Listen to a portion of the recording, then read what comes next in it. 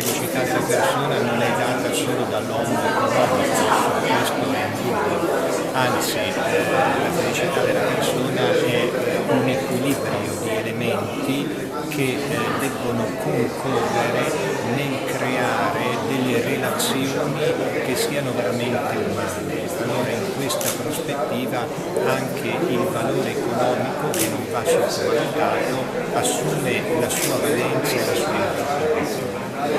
Quindi come tenere conto del profitto e della persona assieme?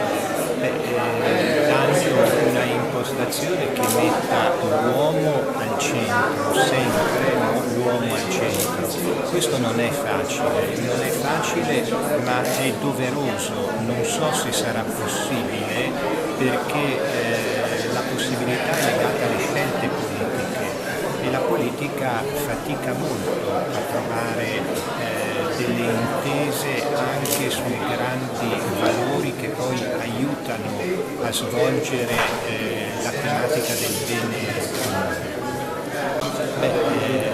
Io penso che l'uomo abbia dei suoi ritmi e quindi l'uomo deve lavorare, l'uomo deve produrre e si realizza anche proprio nel lavoro, però l'uomo ha anche bisogno di fermarsi, non solo individualmente, ma anche la società ha bisogno di dare questo segno pubblico.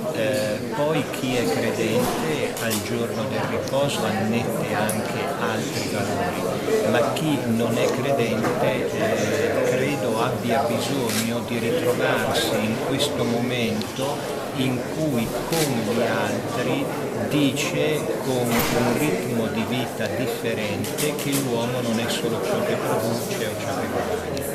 Anche una risposta quindi a quello che è stato detto in questi giorni come polemica. Io penso che ci siano prospettive diverse.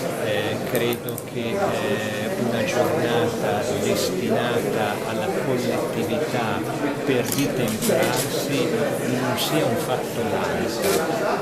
Ripeto, per il credente una giornata in cui questa dimensione laica cointende anche una dimensione religiosa.